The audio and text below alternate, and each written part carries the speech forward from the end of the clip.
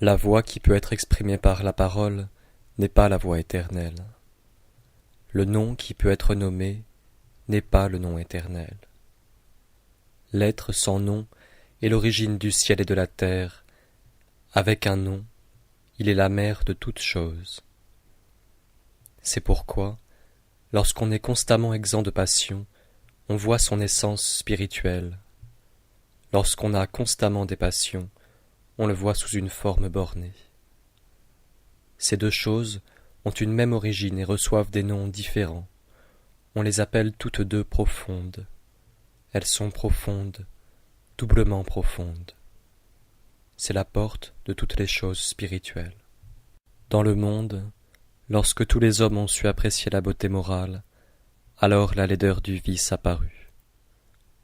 Lorsque tous les hommes ont su apprécier le bien, alors le mal apparut. C'est pourquoi l'être et le non-être naissent l'un de l'autre. Le difficile et le facile se produisent mutuellement. Le long et le court se donnent mutuellement leur forme. Le haut et le bas montrent mutuellement leur inégalité. Les tons et la voix s'accordent mutuellement. L'antériorité et la postérité sont la conséquence l'une de l'autre. De là vient que le saint homme fait son occupation du non-agir. Il fait consister ses instructions dans le silence. Alors, tous les êtres se mettent en mouvement, et il ne leur refuse rien. Il les produit et ne se les approprie pas. Il les perfectionne et ne compte pas sur eux. Ses mérites étant accomplis, il ne s'y attache pas. Il ne s'attache pas à ses mérites, c'est pourquoi il ne le quitte point. En n'exaltant pas les sages, on empêche le peuple de se disputer. En ne prisant pas les biens d'une acquisition difficile, on empêche le peuple de se livrer au vol. En ne regardant point des objets propres à exciter des désirs, on empêche que le cœur du peuple ne se trouble. C'est pourquoi, lorsque le saint homme gouverne, il vide son cœur, il remplit son ventre, son intérieur, il affaiblit sa volonté, et il fortifie ses os. Il s'étudie constamment à rendre le peuple ignorant et exempt de désir. Il fait en sorte que ceux qui ont du savoir n'osent pas agir. Il pratique le non-agir, et alors il n'y a rien qui ne soit bien gouverné. Le Tao est vide. Si l'on en fait usage, il paraît inépuisable. Oh, qu'il est profond! Il semble le patriarche de tous les êtres. Il émousse sa subtilité, il se dégage de tout lien, il tempère sa splendeur, il s'assimile à la poussière. Oh, qu'il est pur, il semble subsister éternellement. J'ignore de qui il est fils, il semble avoir précédé le maître du ciel. Le ciel et la terre n'ont point d'affection particulière. Il regarde toutes les créatures comme le chien de paille du sacrifice. Le saint homme n'a point d'affection particulière. Il regarde tout le peuple comme le chien de paille du sacrifice.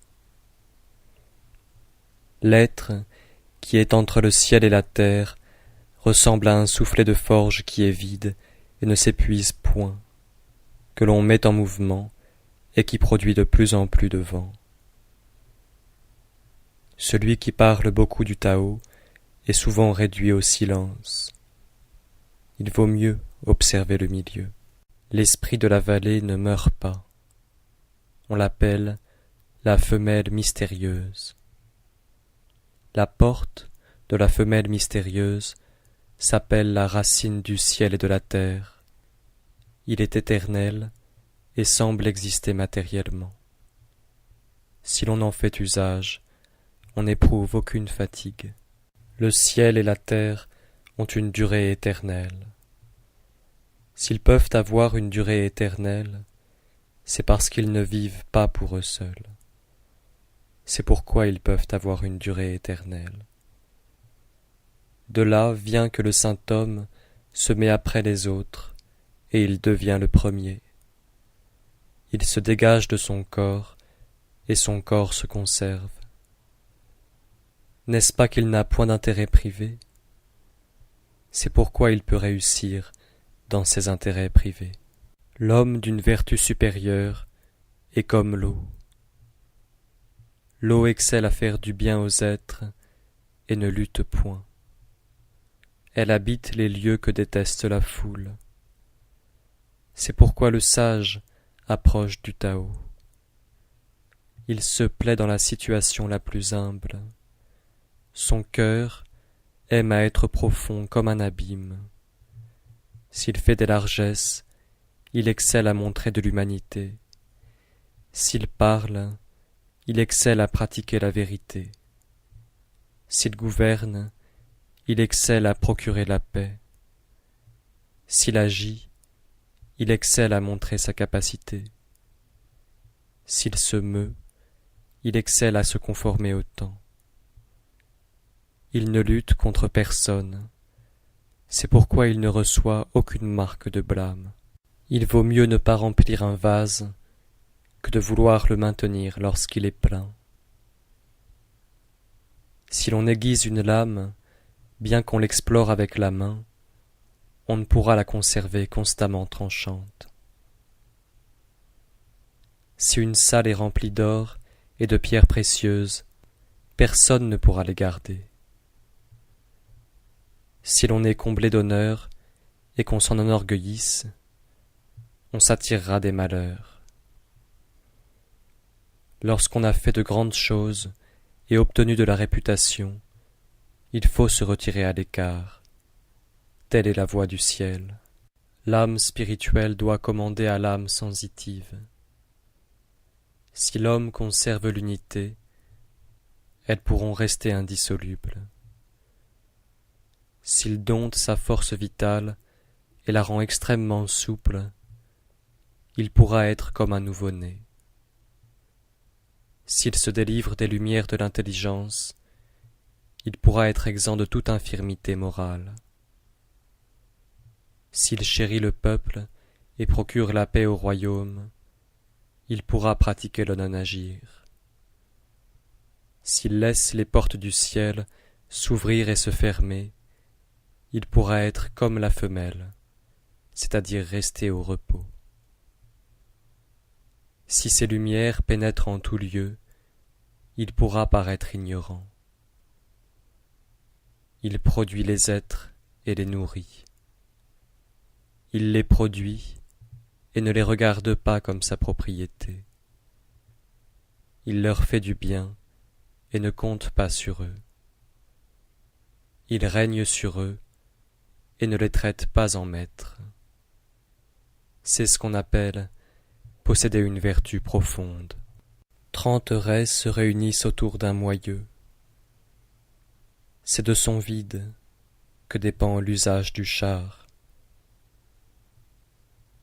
On pétrit de la terre glaise pour faire des vases.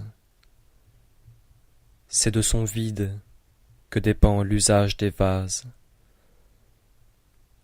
On perce des portes et des fenêtres pour faire une maison. C'est de leur vide que dépend l'usage de la maison. C'est pourquoi l'utilité vient de l'être, l'usage naît du non-être. Les 5 couleurs émoussent la vue de l'homme. Les 5 notes de musique émoussent l'ouïe de l'homme. Les 5 saveurs émoussent le goût de l'homme. Les courses violentes, l'exercice de la chasse égarent le cœur de l'homme. Les biens d'une acquisition difficile poussent l'homme à des actes qui lui nuisent. De là vient que le saint homme s'occupe de son intérieur et ne s'occupe pas de ses yeux. C'est pourquoi il renonce à ceci et adopte cela. Le sage redoute la gloire comme l'ignominie. Son corps lui pèse comme une grande calamité. Qu'entend-on par ces mots? Il redoute la gloire comme l'ignominie. La gloire est quelque chose de bas. Lorsqu'on l'a obtenue, on est comme rempli de crainte. Lorsqu'on l'a perdu, on est comme rempli de crainte. C'est pourquoi l'on dit, il redoute la gloire comme l'ignominie. Qu'entend-on par ces mots? Son corps lui pèse comme une grande calamité. Si nous éprouvons de grandes calamités, c'est parce que nous avons un corps. Quand nous n'avons plus de corps, quand nous nous sommes dégagés de notre corps, quelle calamité pourrions-nous éprouver? C'est pourquoi, lorsqu'un homme redoute de gouverner lui-même l'empire, on peut lui confier l'empire. Lorsqu'il a regret de gouverner l'empire, on peut lui remettre le soin de l'empire. Vous regardez le Tao et vous ne le voyez pas. On le dit incolore. Vous l'écoutez et vous ne l'entendez pas. On le dit aphone. Vous voulez le toucher et vous ne l'atteignez pas. On le dit incorporel. Ces trois qualités ne peuvent être scrutées à l'aide de la parole. C'est pourquoi on les confond en une seule. Sa partie supérieure n'est point éclairée. Sa partie inférieure n'est point obscure. Il est éternel et ne peut être nommé. Il rentre dans le non-être.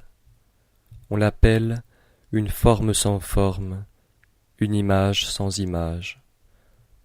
On l'appelle vague, indéterminé. Si vous allez au-devant de lui, vous ne voyez point sa face. Si vous le suivez, vous ne voyez point son dos. C'est en observant le Tao des temps anciens qu'on peut gouverner les existences d'aujourd'hui. Si l'homme peut connaître l'origine des choses anciennes, on dit qu'il tient le fil du Tao. Dans l'Antiquité, ceux qui excellaient à pratiquer le Tao étaient déliés et subtils, abstraits et pénétrants. Ils étaient tellement profonds qu'on ne pouvait les connaître. Comme on ne pouvait les connaître, je m'efforcerai de donner une idée de ce qu'ils étaient. Ils étaient timides, comme celui qui traverse un torrent en hiver. Ils étaient graves, comme un étranger en présence de l'hôte. Ils s'effaçaient comme la glace qui se fond. Ils étaient rudes, comme le bois non travaillé. Ils étaient vides, comme une vallée. Ils étaient troubles, comme une eau limoneuse. Qui est-ce qui sait apaiser peu à peu le trouble de son cœur en le laissant reposer? Qui est-ce qui sait naître peu à peu à la vie spirituelle par un calme prolongé? Celui qui conserve ce Tao ne désire pas d'être plein. Il n'est pas plein de lui-même, c'est pourquoi il garde ses défauts apparents et ne désire pas d'être jugé parfait. Celui qui est parvenu au comble du vide harde fermement le repos. Les 10 000 êtres naissent ensemble. Ensuite, je les vois s'en retourner. Après avoir été dans un état florissant, chacun d'entre eux revient à son origine. Revenir à son origine s'appelle être en repos. Être en repos s'appelle revenir à la vie. Revenir à la vie s'appelle être constant. Savoir être constant s'appelle être éclairé. Celui qui ne sait pas être constant s'abandonne au désordre et s'attire des malheurs. Celui qui sait être constant a une âme large. Celui qui a une âme large est juste. Celui qui est juste devient roi. Celui qui est roi s'associe au ciel. Celui qui s'associe au ciel imite le Tao. Celui qui imite le Tao subsiste longtemps. Jusqu'à la fin de sa vie, il n'est exposé à aucun danger. Dans la haute antiquité, le peuple savait seulement qu'il avait des rois. Les suivants, il les aima et leur donna des louanges. Les suivants, il les craignit. Les suivants, il les méprisa. Celui qui n'a pas confiance dans les autres n'obtient pas leur confiance. Les premiers étaient graves et réservés dans leurs paroles. Après qu'ils avaient acquis des mérites et réussi dans leurs desseins, les sans-famille disaient « Nous suivons notre nature ». Quand la grande voie eut dépéri, on vit paraître l'humanité et la justice. Quand la prudence et la perspicacité se furent montrées, on vit naître une grande hypocrisie. Quand les 6 parents eurent cessé de vivre en bonne harmonie, on vit des actes de piété filiale et d'affection paternelle. Quand les États furent tombés dans le désordre, on vit des sujets fidèles et dévoués. Si vous renoncez à la sagesse et quittez la prudence, le peuple sera 100 fois plus heureux.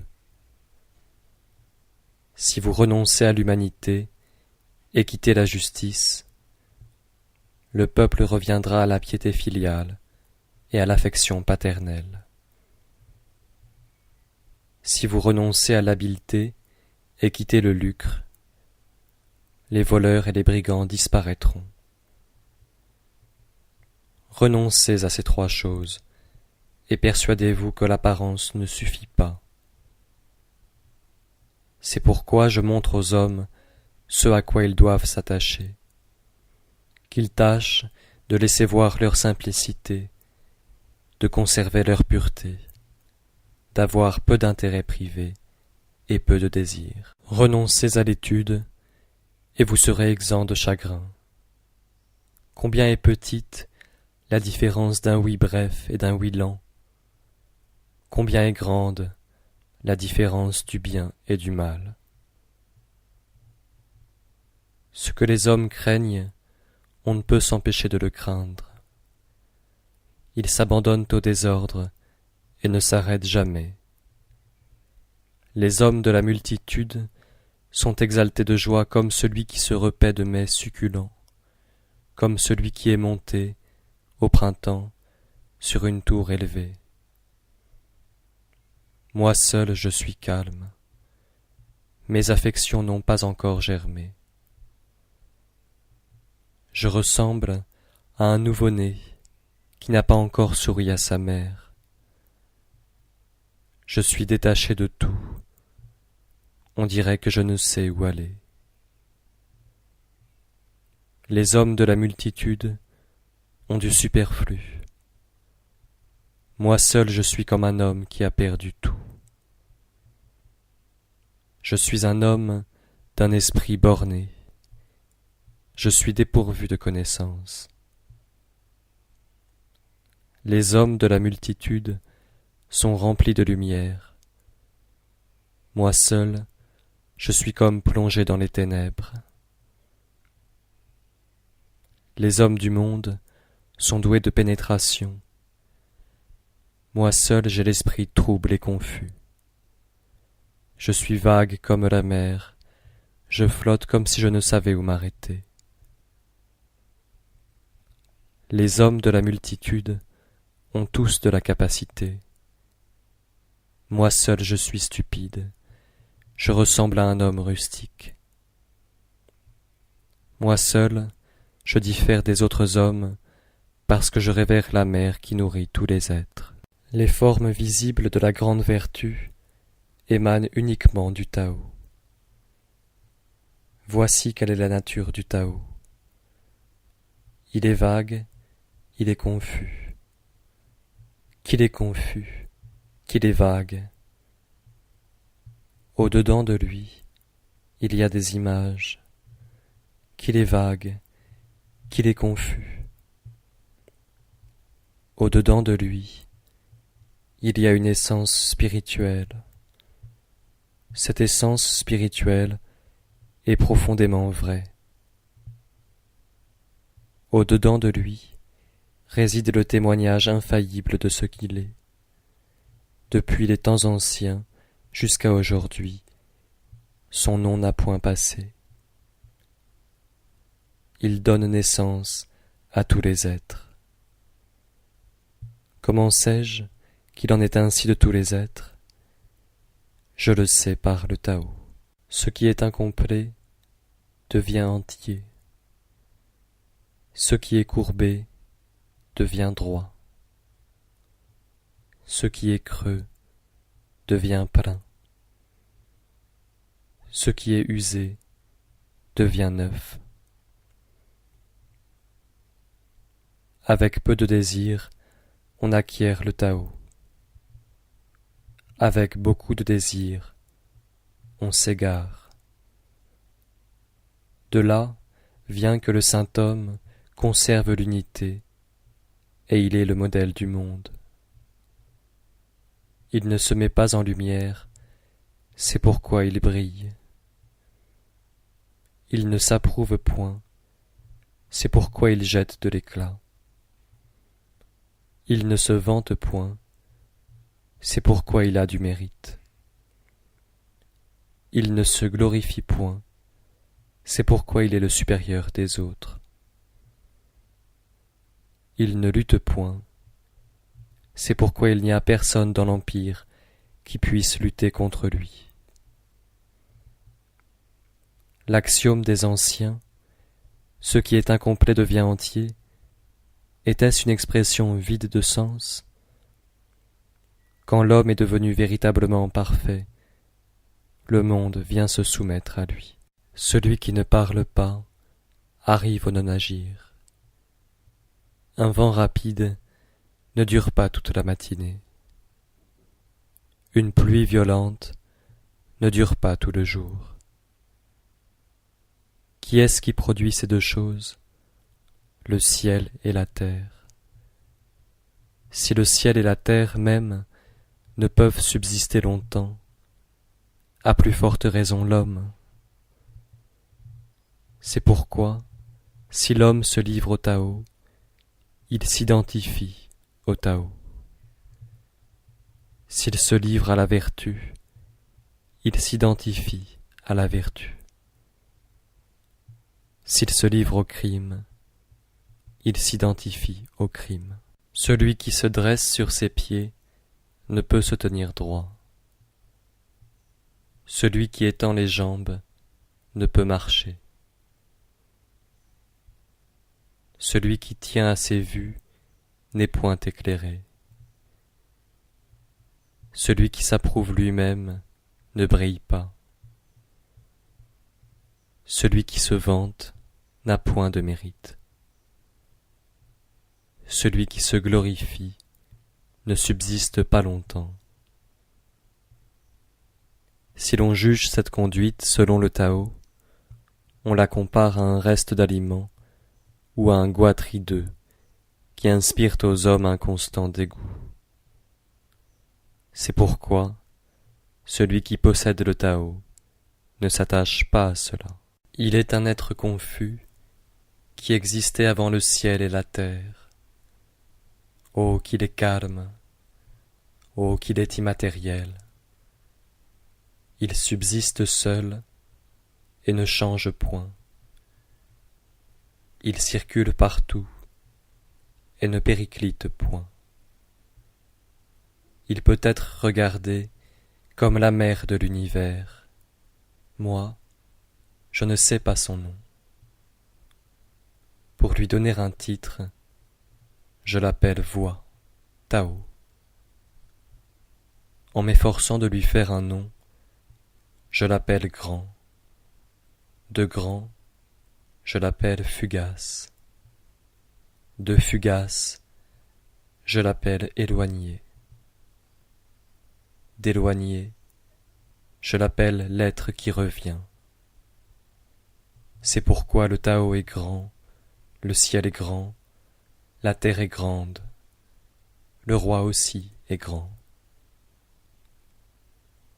Dans le monde, il y a 4 grandes choses, et le roi en est une. L'homme imite la terre imite le ciel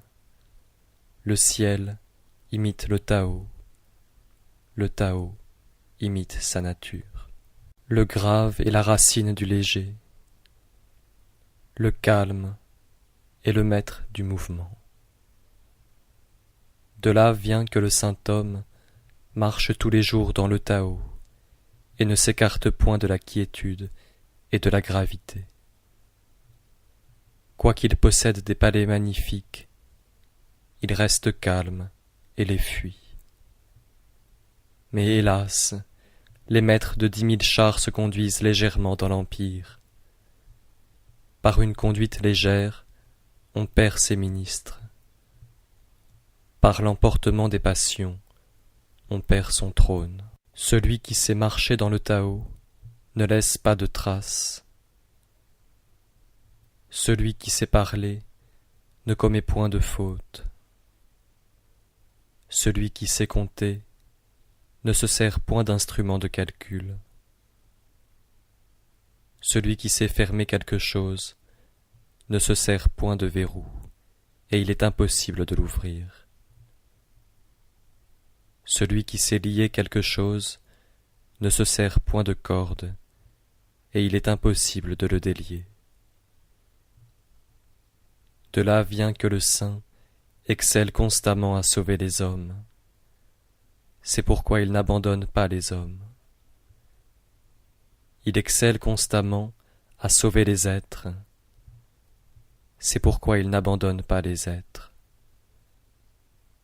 Cela s'appelle être doublement éclairé. C'est pourquoi l'homme vertueux est le maître de celui qui n'est pas vertueux. L'homme qui n'est pas vertueux est le secours de l'homme vertueux. Si l'un n'estime pas son maître, si l'autre n'affectionne pas celui qui est son secours, quand on leur accorderait une grande prudence, ils sont plongés dans l'aveuglement. Voilà ce qu'il y a de plus important et de plus subtil. Celui qui connaît sa force égare de la faiblesse et la vallée de l'empire, c'est-à-dire le centre où accourt tout l'empire. S'il est la vallée de l'empire, la vertu constante ne l'abandonnera pas, il reviendra à l'état d'enfant. Celui qui connaît ses lumières et garde les ténèbres est le modèle de l'empire. S'il est le modèle de l'empire, la vertu constante ne faillira pas en lui, et il reviendra au comble de la pureté. Celui qui connaît sa gloire et garde l'ignominie est aussi la vallée de l'empire. S'il est la vallée de l'empire, sa vertu constante atteindra la perfection, et il reviendra à la simplicité parfaite, au Tao. Quand la simplicité parfaite s'est répandue, elle a formé les êtres. Lorsque le saint homme est élevé aux emplois, il devient le chef des magistrats. Il gouverne grandement et ne blesse personne. Si l'homme agit pour gouverner parfaitement l'empire, je vois qu'il n'y réussira pas. L'empire est comme un vase divin auquel l'homme ne doit pas travailler. S'il y travaille, il le détruit. S'il veut le saisir, il le perd. C'est pourquoi, parmi les êtres, les uns marchent en avant et les autres suivent. Les uns réchauffent et les autres refroidissent. Les uns sont forts et les autres faibles. Les uns se meuvent et les autres s'arrêtent. De là vient que le saint homme supprime les excès, le luxe et la magnificence. Celui qui aide le maître des hommes par le Tao ne doit pas subjuguer l'empire par les armes. Quoi qu'on fasse aux hommes, ils rendent l'appareil. Partout séjournent les troupes, on voit naître les épines et les ronces. À la suite des grandes guerres, il y a nécessairement des années de disette. L'homme vertueux frappe un coup décisif et s'arrête. Il n'ose subjuguer l'empire par la force des armes. Il frappe un coup décisif et ne se vante point. Il frappe un coup décisif et ne se glorifie point. Il frappe un coup décisif et ne s'enorgueillit point. Il frappe un coup décisif et ne combat que par nécessité. Il frappe un coup décisif et ne veut point paraître fort. Quand les êtres sont arrivés à la plénitude de leur force, ils vieillissent. Cela s'appelle ne pas imiter le Tao. Celui qui n'imite pas le Tao ne tarde pas à périr. Les armes les plus excellentes sont des instruments de malheur. Tous les hommes les détestent. C'est pourquoi celui qui possède le Tao ne s'y attache pas. En temps de paix, le sage estime la gauche. Celui qui fait la guerre estime la droite. Les armes sont des instruments de malheur, ce ne sont point les instruments du sage. Il ne s'en sert que lorsqu'il ne peut s'en dispenser, et met au premier rang le calme et le repos. S'il triomphe, il ne s'en réjouit pas. S'en réjouir, c'est aimer à tuer les hommes. Celui qui aime à tuer les hommes ne peut réussir à régner sur l'empire. Dans les événements heureux, on préfère la gauche. Dans les événements malheureux, on préfère la droite. Le général en second occupe la gauche. Le général en chef occupe la droite. Je veux dire qu'on le place suivant les rites funèbres. Celui qui a tué une multitude d'hommes doit pleurer sur eux avec des larmes et des sanglots. Celui qui a vaincu dans un combat, on le place suivant les rites funèbres. Le Tao est éternel et n'a pas de nom. Quoiqu'il soit petit de sa nature, le monde entier ne pourrait le subjuguer.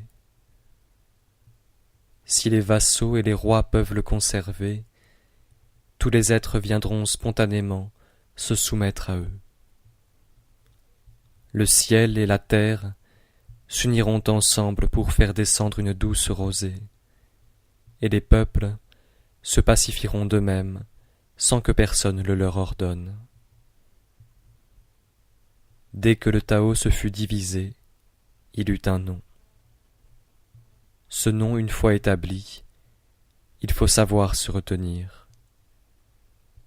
Celui qui sait se retenir ne périclite jamais.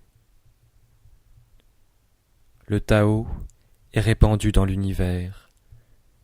Tous les êtres retournent à lui, comme les rivières et les ruisseaux des montagnes retournent aux fleuves et aux mers. Celui qui connaît les hommes est prudent. Celui qui se connaît lui-même est éclairé. Celui qui dompte les hommes est puissant. Celui qui se dompte lui-même est fort. Celui qui sait se suffire est assez riche.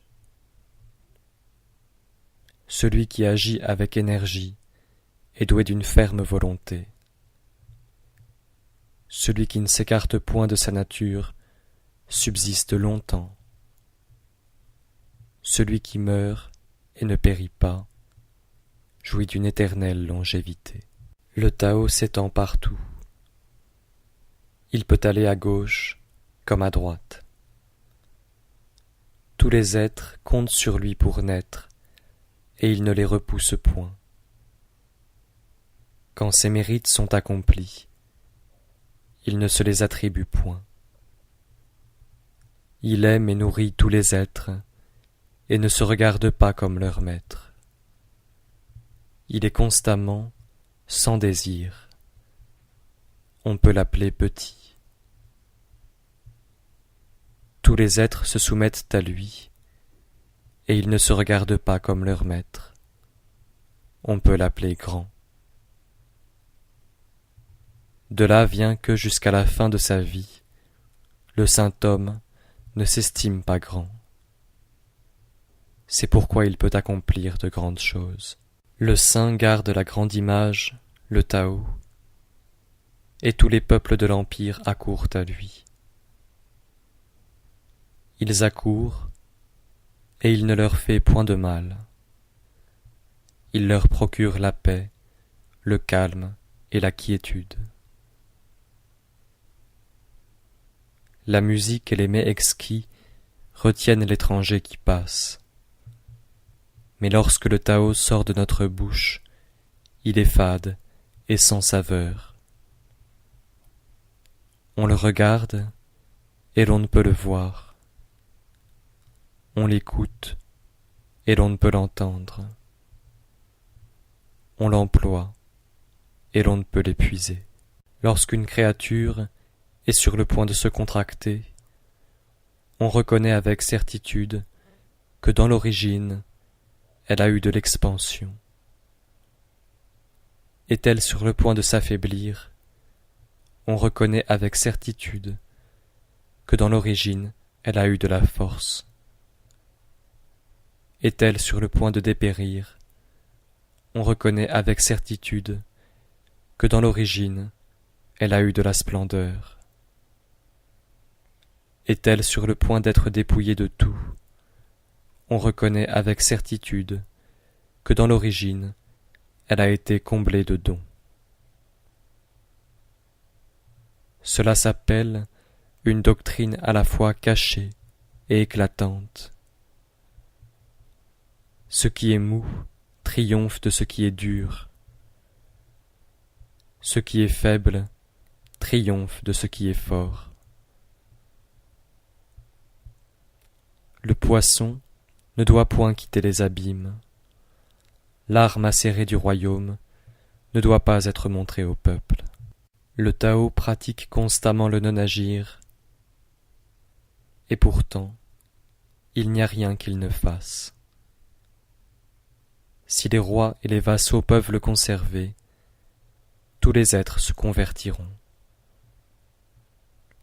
Si une fois convertis, ils veulent encore se mettre en mouvement, je les contiendrai à l'aide de l'être simple qui n'a pas de nom, le Tao.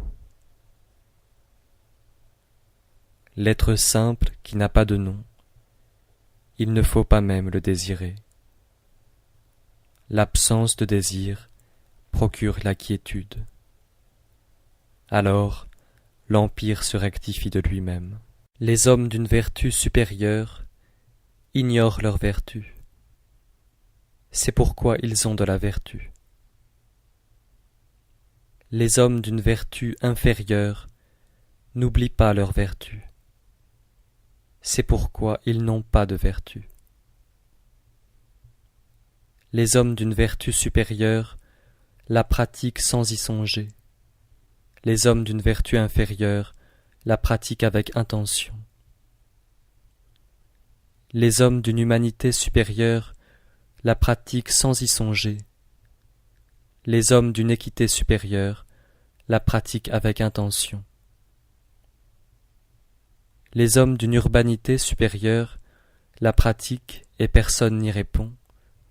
Alors ils emploient la violence pour qu'on les paye de retour. C'est pourquoi l'on a de la vertu après avoir perdu le Tao, de l'humanité après avoir perdu la vertu, de l'équité après avoir perdu l'humanité, de l'urbanité après avoir perdu l'équité. L'urbanité n'est que l'écorce de la droiture et de la sincérité. C'est la source du désordre. Le faux savoir n'est que la fleur du Tao et le principe de l'ignorance. C'est pourquoi un grand homme s'attache au solide et laisse le superficiel. Il estime le fruit et laisse la fleur. C'est pourquoi il rejette l'une et adopte l'autre. Voici les choses qui, jadis, ont obtenu l'unité. Le ciel est pur parce qu'il a obtenu l'unité. La terre est en repos parce qu'elle a obtenu l'unité. Les esprits sont doués d'une intelligence divine parce qu'ils ont obtenu l'unité. Les vallées se remplissent parce qu'elles ont obtenu l'unité. Les 10 000 êtres naissent parce qu'ils ont obtenu l'unité. Les princes et rois sont les modèles du monde parce qu'ils ont obtenu l'unité. Voilà ce que l'unité produit. Si le ciel perdait sa pureté, il se dissoudrait. Si la terre perdait son repos, elle s'écroulerait. Si les esprits perdaient leur intelligence divine, ils s'anéantiraient.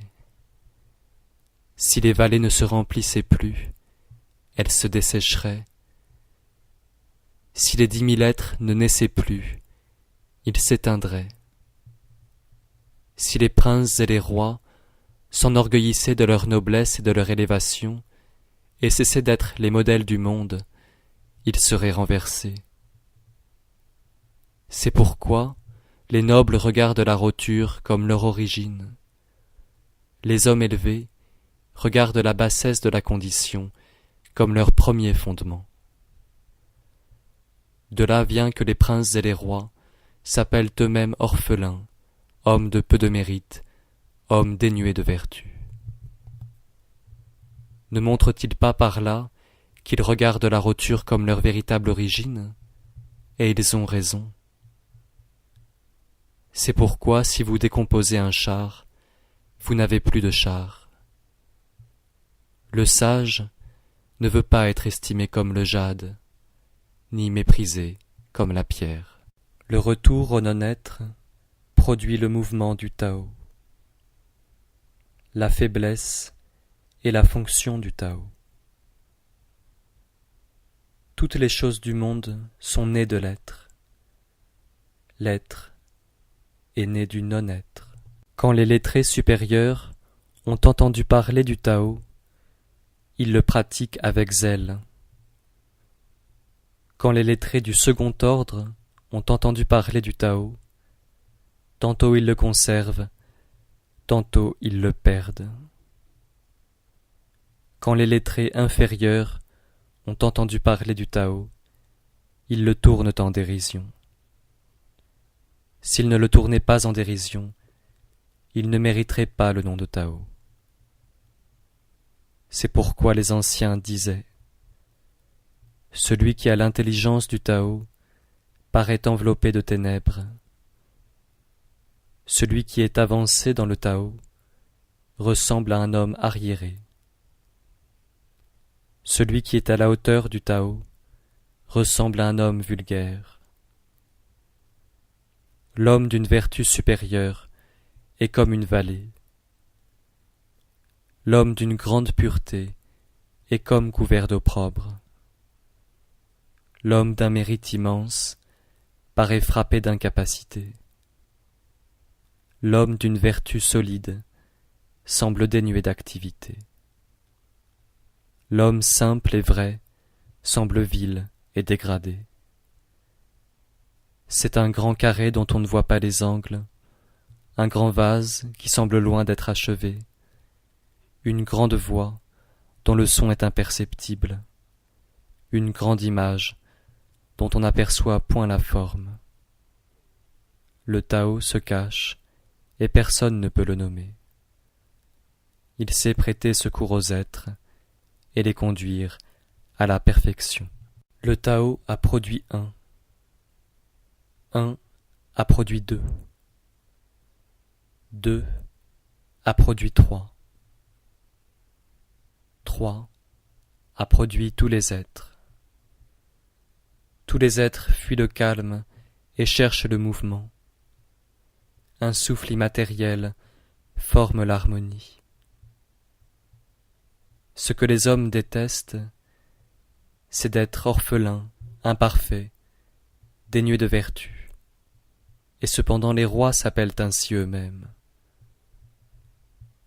C'est pourquoi, parmi les êtres, les uns s'augmentent en se diminuant, les autres se diminuent en s'augmentant.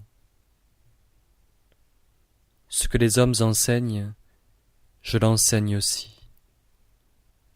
Les hommes violents et inflexibles n'obtiennent point une mort naturelle. Je veux prendre leur exemple pour la base de mes instructions.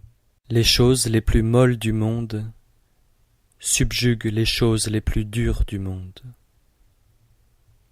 Le non-être traverse les choses impénétrables.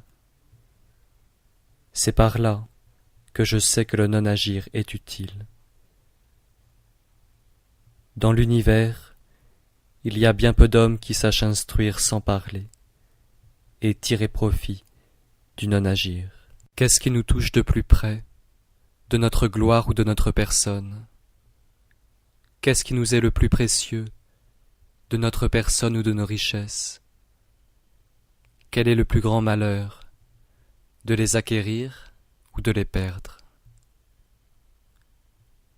C'est pourquoi celui qui a de grandes passions est nécessairement exposé à de grands sacrifices. Celui qui cache un riche trésor éprouve nécessairement de grandes pertes. Celui qui sait se suffire est à l'abri du déshonneur. Celui qui sait s'arrêter ne périclite jamais. Il pourra subsister longtemps. Le saint est grandement parfait, et il paraît plein d'imperfections.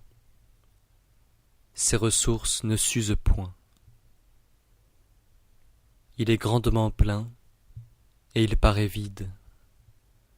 Ses ressources ne s'épuisent point. Il est grandement droit, et il semble manquer de rectitude. Il est grandement ingénieux, et il paraît stupide. Il est grandement disserte, et il paraît bègue. Le mouvement triomphe du froid, le repos triomphe de la chaleur. Celui qui est pur et tranquille devient le modèle de l'univers.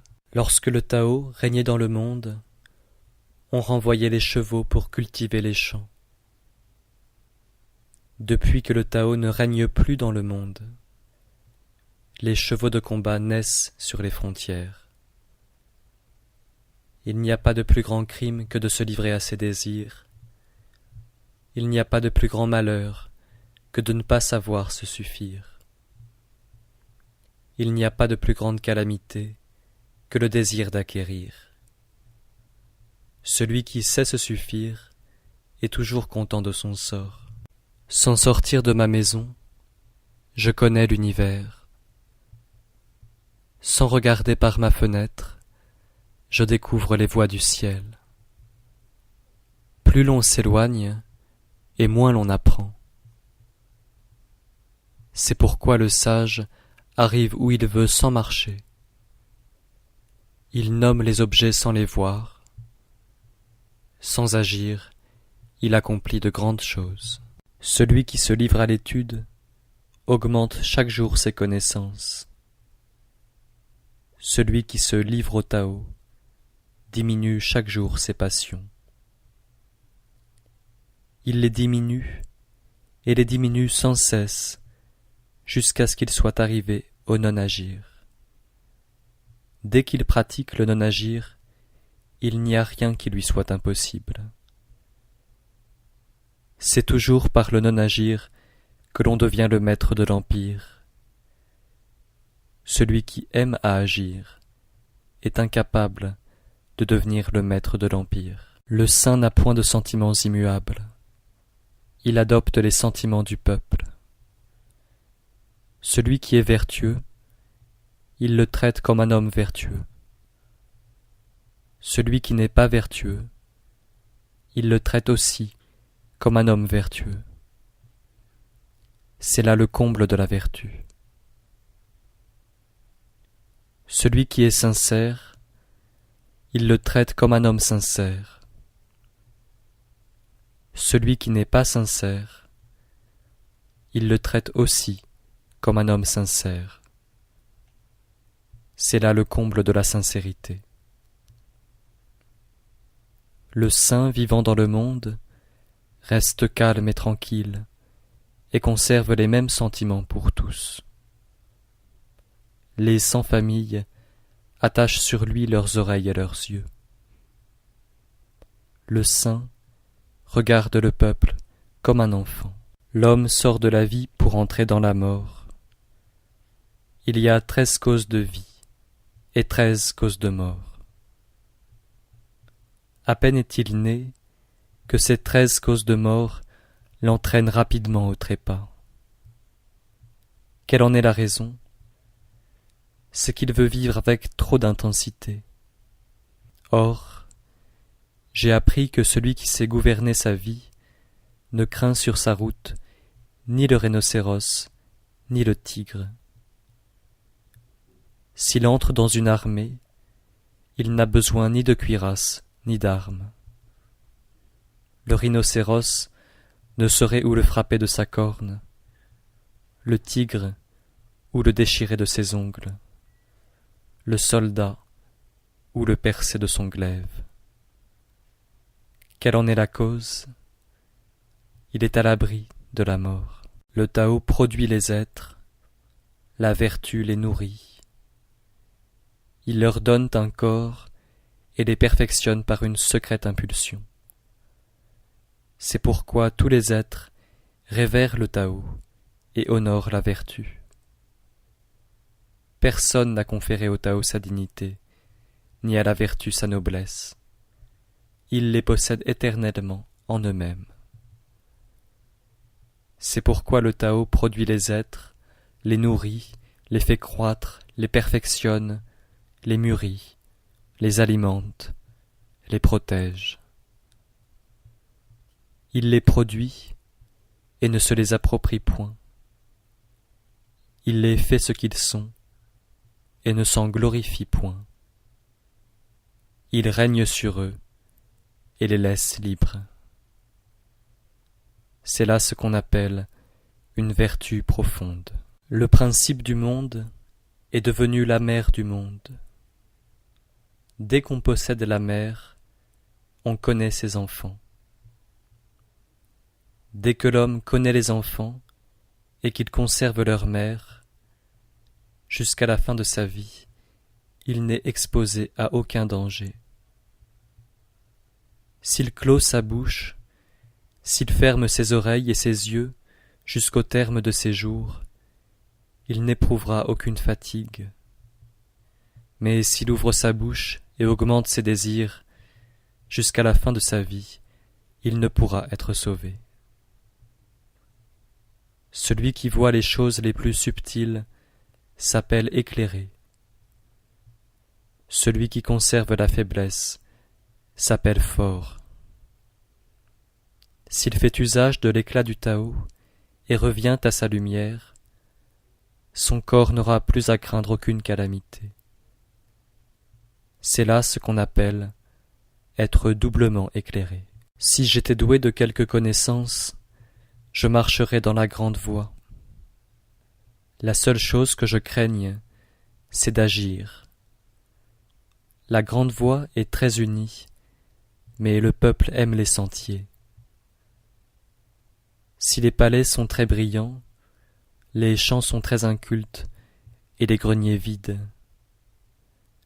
Les princes s'habillent de riches étoffes, ils portent un glaive tranchant, il se rassasie de mets exquis, il regorge de richesses. C'est ce qu'on appelle se glorifier du vol. Ce n'est point pratiquer le Tao. Celui qui sait fonder ne craint point la destruction. Celui qui sait conserver ne craint point de perdre. Ses fils et ses petits-fils lui offriront des sacrifices sans interruption. Si l'homme cultive le Tao au-dedans de lui-même, sa vertu deviendra sincère. S'il le cultive dans sa famille, sa vertu deviendra surabondante. S'il le cultive dans le village, sa vertu deviendra étendue.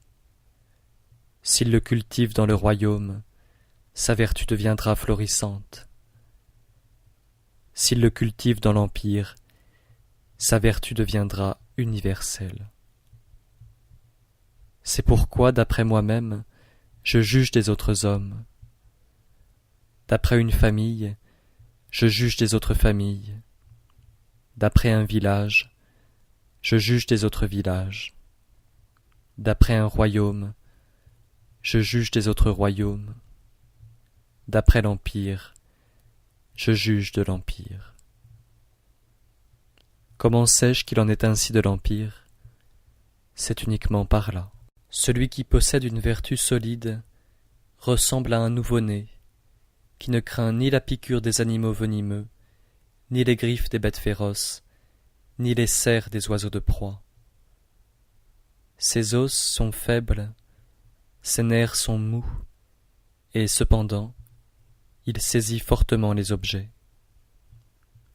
Il ne connaît pas encore l'union des deux sexes, et cependant, certaines parties de son corps éprouvent un orgasme viril. Cela vient de la perfection du sémen. Il crie tout le jour, et sa voix ne s'altère point. Cela vient de la perfection de l'harmonie, de la force vitale. Connaître l'harmonie s'appelle être constant. Connaître la constance s'appelle être éclairé. Augmenter sa vie s'appelle une calamité. Quand le cœur donne l'impulsion à l'énergie vitale, cela s'appelle être fort. Dès que les êtres sont devenus robustes, ils vieillissent. C'est ce qu'on appelle ne pas imiter le Tao. Celui qui n'imite pas le Tao périt de bonheur. L'homme qui connaît le Tao ne parle pas. Celui qui parle ne le connaît pas. Il clôt sa bouche, il ferme ses oreilles et ses yeux, il émousse son activité, il se dégage de tout lien, il tempère sa lumière intérieure, il s'assimile au vulgaire. On peut dire qu'il ressemble au Tao. Il est inaccessible à la faveur comme à la disgrâce, au profit comme au détriment, aux honneurs comme à l'ignominie. C'est pourquoi il est l'homme le plus honorable de l'univers. Avec la droiture, on gouverne le royaume. Avec la ruse, on fait la guerre. Avec le non-agir, on devient le maître de l'empire. Comment sais-je qu'il en est ainsi de l'empire? Par ceci. Plus le roi multiplie les prohibitions et les défenses, et plus le peuple s'appauvrit. Plus le peuple a d'instruments de lucre, et plus le royaume se trouble. Plus le peuple a d'adresse et d'habileté, et plus l'on voit fabriquer d'objets bizarres. Plus les lois se manifestent, et plus les voleurs s'accroissent. C'est pourquoi le saint dit « Je pratique le non-agir, et le peuple se convertit de lui-même. J'aime la quiétude, et le peuple se rectifie de lui-même. Je m'abstiens de toute occupation, et le peuple s'enrichit de lui-même. Je me dégage de tout désir, et le peuple revient de lui-même à la simplicité. Lorsque l'administration paraît dépourvue de lumière, le peuple devient riche. Lorsque l'administration est clairvoyante, le peuple manque de tout. Le bonheur naît du malheur, le malheur est caché au sein du bonheur. Qui peut en prévoir la fin? Si le prince n'est pas droit, les hommes droits deviendront trompeurs, et les hommes vertueux pervers. Les hommes sont plongés dans l'erreur, et cela dure depuis bien longtemps. C'est pourquoi le saint est juste et ne blesse pas le peuple. Il est désintéressé et ne lui fait pas de tort.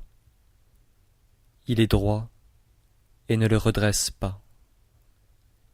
Il est éclairé et ne l'éblouit pas. Pour gouverner les hommes et servir le ciel, rien n'est comparable à la modération. La modération doit être le premier soin de l'homme. Quand elle est devenue son premier soin, on peut dire qu'il accumule abondamment la vertu. Quand il accumule abondamment la vertu, il n'y a rien dont il ne triomphe.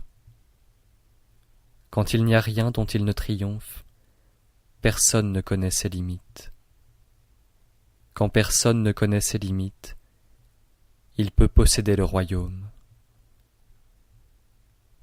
Celui qui possède la mer du royaume peut subsister longtemps. C'est ce qu'on appelle avoir des racines profondes et une tige solide. Voilà l'art de vivre longuement et de jouir d'une existence durable. Pour gouverner un grand royaume, on doit imiter celui qui fait cuire un petit poisson. Lorsque le prince dirige l'empire par le Tao, les démons ne montrent point leur puissance. Ce n'est point que les démons manquent de puissance, c'est que les démons ne blessent point les hommes. Ce n'est point que les démons ne puissent blesser les hommes, c'est que le saint lui-même ne blesse point les hommes. Ni le saint, ni les démons ne les blessent, c'est pourquoi ils confondent ensemble leurs vertus. Un grand royaume doit s'abaisser comme les fleuves et les mers, où se réunissent toutes les eaux de l'empire. Dans le monde, tel est le rôle de la femelle. En restant en repos, elle triomphe constamment du mal. Ce repos est une sorte d'abaissement. C'est pourquoi, si un grand royaume s'abaisse devant les petits royaumes, il gagnera les petits royaumes. Si les petits royaumes s'abaissent devant un grand royaume, ils gagneront le grand royaume. C'est pourquoi les uns s'abaissent pour recevoir, les autres s'abaissent pour être reçus. Ce que désire uniquement un grand royaume, c'est de réunir et de gouverner les autres hommes. Ce que désire uniquement un petit royaume, c'est d'être admis à servir les autres hommes.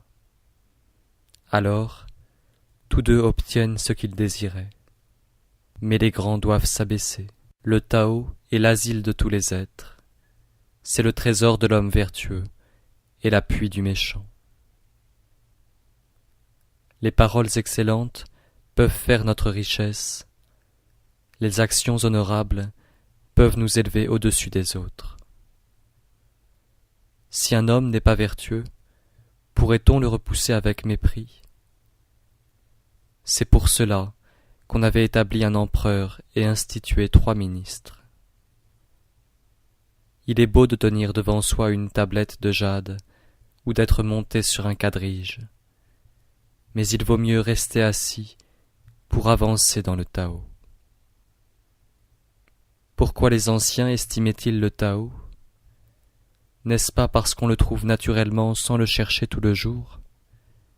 N'est-ce pas parce que les coupables obtiennent par lui la liberté et la vie? C'est pourquoi le Tao est l'être le plus estimable du monde. Le sage pratique le non-agir, il s'occupe de la non-occupation et savoure ce qui est sans saveur. Les choses, grandes ou petites, nombreuses ou rares, sont égales à ses yeux. Il venge ses injures par des bienfaits. Il commence par des choses aisées lorsqu'il en médite de difficiles, par de petites choses lorsqu'il en projette de grandes. Les choses les plus difficiles du monde ont nécessairement commencé par être aisées. Les choses les plus grandes du monde ont nécessairement commencé par être petites. De là vient que jusqu'à la fin, le saint ne cherche point à faire de grandes choses. C'est pourquoi il peut accomplir de grandes choses. Celui qui promet à la légère tient rarement sa parole. Celui qui trouve beaucoup de choses faciles éprouve nécessairement de grandes difficultés. De là vient que le saint trouve tout difficile. C'est pourquoi, jusqu'au terme de sa vie, il n'éprouve nulle difficulté. Ce qui est calme est aisé à maintenir. Ce qui n'a pas encore paru est aisé à prévenir. Ce qui est faible est aisé à briser. Ce qui est menu est aisé à disperser. Arrêtez le mal avant qu'il n'existe, calmez le désordre avant qu'il n'éclate. Un arbre d'une grande circonférence est né d'une racine aussi déliée qu'un cheveu. Une tour de 9 étages est sortie d'une poignée de terre. Un voyage de 1000 lits a commencé par un pas. Celui qui agit échoue. Celui qui s'attache à une chose la perd. De là vient que le saint n'agit pas, c'est pourquoi il n'échoue point. Il ne s'attache à rien, c'est pourquoi il ne perd point. Lorsque le peuple fait une chose, il échoue toujours au moment de réussir. Soyez attentifs, à la fin comme au commencement, et alors vous n'échouerez jamais. De là vient que le saint fait consister ses désirs dans l'absence de tout désir. Il n'estime point les biens d'une acquisition difficile. Il fait consister son étude dans l'absence de toute étude, et se préserve des fautes des autres hommes. Il n'ose pas agir afin d'aider tous les êtres à suivre leur nature. Dans l'Antiquité, ceux qui excellaient à pratiquer le Tao ne l'employaient point à éclairer le peuple. Ils l'employaient à le rendre simple et ignorant. Le peuple est difficile à gouverner parce qu'il a trop de prudence. Celui qui se sert de la prudence pour gouverner le royaume est le fléau du royaume. Celui qui ne se sert pas de la prudence pour gouverner le royaume fait le bonheur du royaume. Lorsqu'on connaît ces deux choses, on est le modèle de l'Empire. Savoir être le modèle de l'Empire, c'est être doué d'une vertu céleste. Cette vertu céleste est profonde, immense, opposée aux créatures. Par elle, on parvient à procurer une paix générale. Pourquoi les fleuves et les mers peuvent-ils être les rois de toutes les eaux? Parce qu'ils savent se tenir au-dessous d'elles. C'est pour cela qu'ils peuvent être les rois de toutes les eaux. Aussi, lorsque le saint désire d'être au-dessus du peuple, il faut que par ses paroles, il se mette au-dessous de lui. Lorsqu'il désire d'être placé en avant du peuple, il faut que de sa personne, il se mette après lui. De là vient que le saint est placé au-dessus de tous, et il n'est point à charge au peuple. Il est placé en avant de tous, et le peuple n'en souffre pas. Aussi tout l'Empire aime à le servir, et ne s'en lasse point. Comme il ne dispute pas le premier rang, il n'y a personne dans l'Empire qui puisse le lui disputer. Dans le monde, tous me disent éminent, mais je ressemble à un homme borné. C'est uniquement parce que je suis éminent que je ressemble à un homme borné. Quant à ceux qu'on appelle éclairés, il y a longtemps que leur médiocrité est connue. Je possède 3 choses précieuses. Je les tiens et les conserve comme un trésor. La première s'appelle l'affection. La seconde s'appelle l'économie.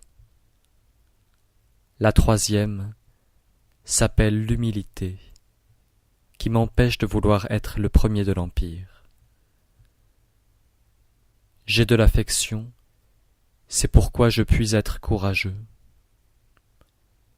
J'ai de l'économie, c'est pourquoi je puis faire de grandes dépenses. Je n'ose être le premier de l'Empire, c'est pourquoi je puis devenir le chef de tous les hommes. Mais aujourd'hui, on laisse l'affection pour s'abandonner au courage. On laisse l'économie pour se livrer à de grandes dépenses. On laisse le dernier rang pour rechercher le premier. Voilà qui conduit à la mort. Si l'on combat avec un cœur rempli d'affection, on remporte la victoire. Si l'on défend une ville, elle est inexpugnable.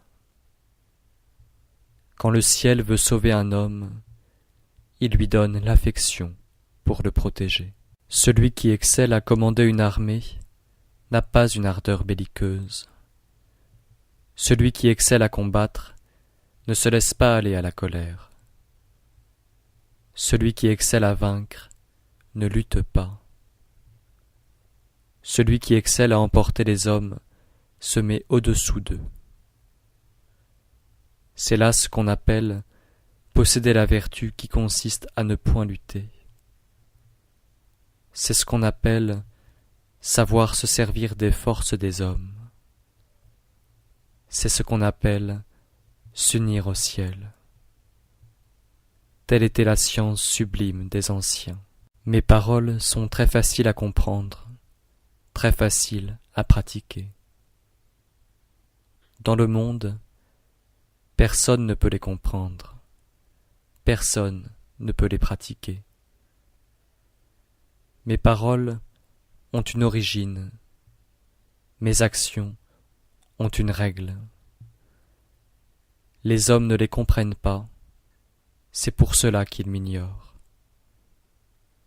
Ceux qui me comprennent sont bien rares, je n'en suis que plus estimé.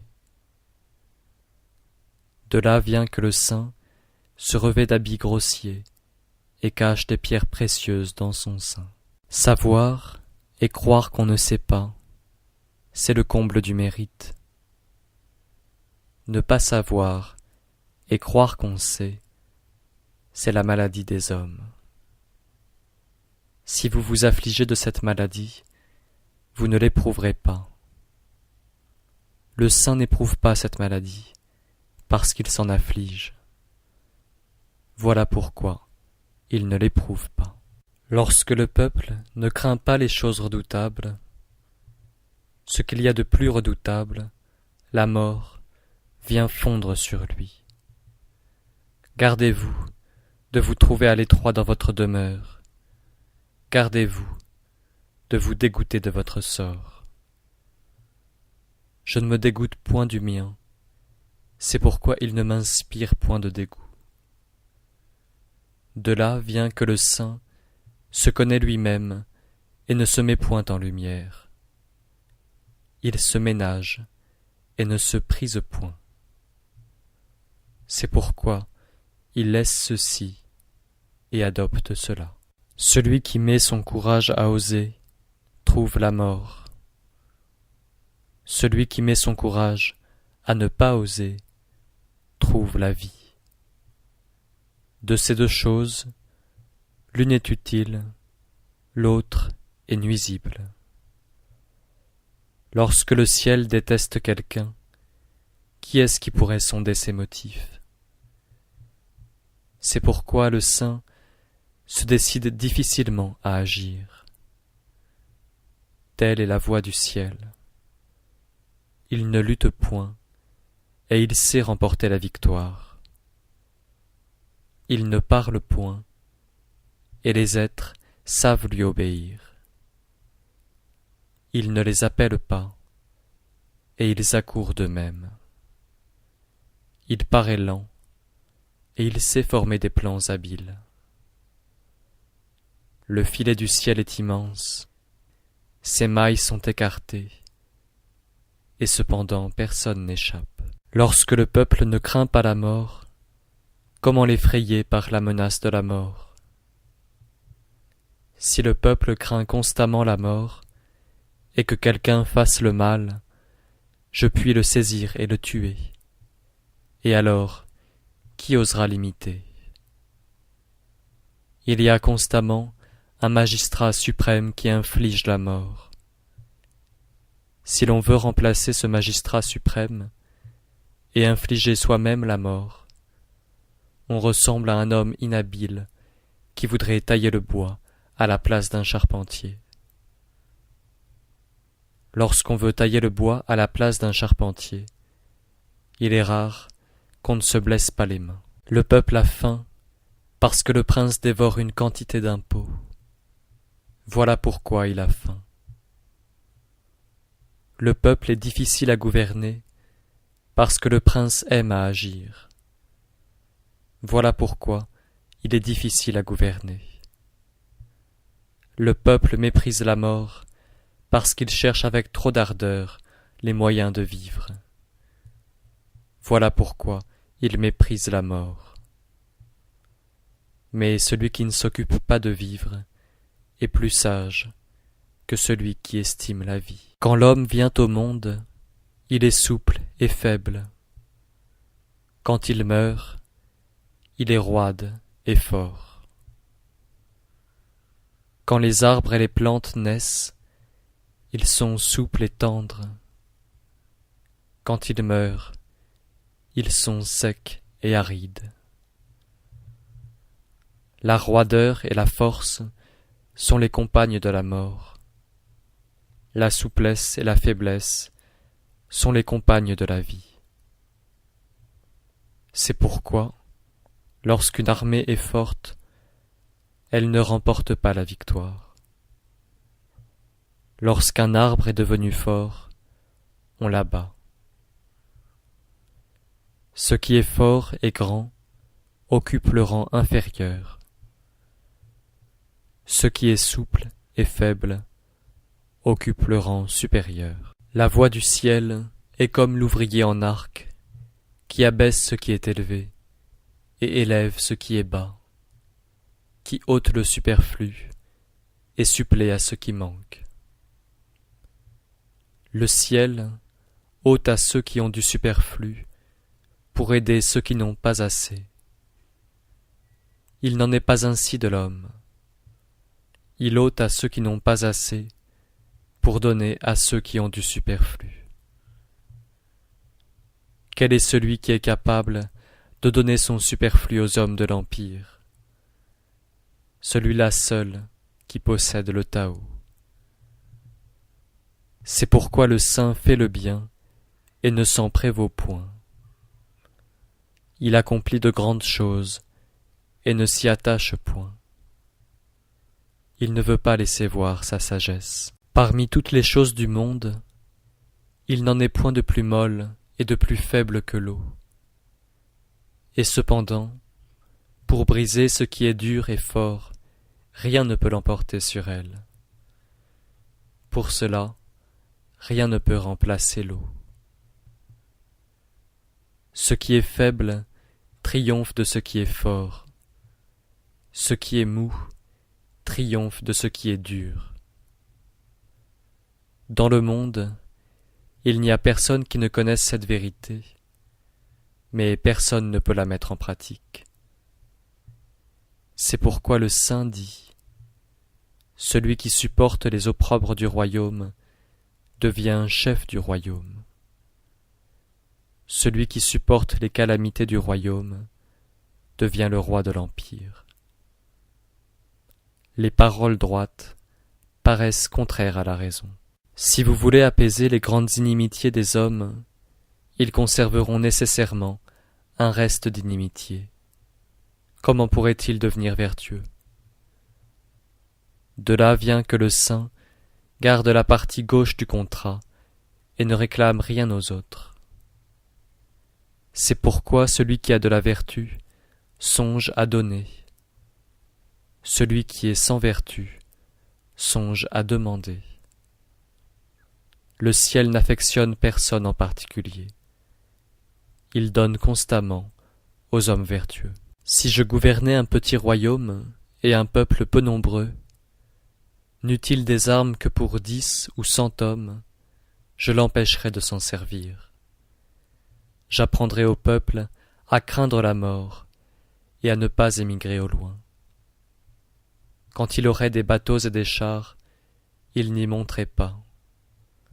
Quand il aurait des cuirasses et des lances, il ne les porterait pas. Je le ferai revenir à l'usage des cordelettes nouées.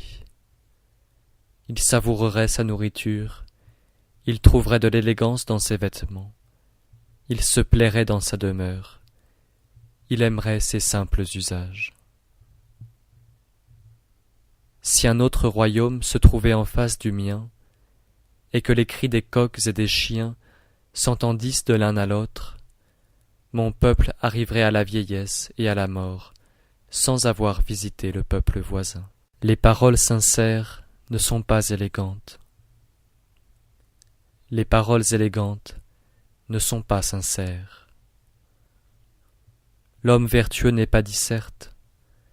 Celui qui est disserte n'est pas vertueux. Celui qui connaît le Tao n'est pas savant.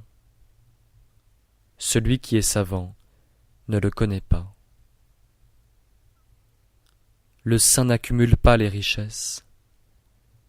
Plus il emploie sa vertu dans l'intérêt des hommes, et plus elle augmente. Plus il donne aux hommes, et plus il s'enrichit. Telle est la voie du ciel, qu'il est utile aux êtres et ne leur nuit point. Telle est la voie du saint, qu'il agit et ne dispute point.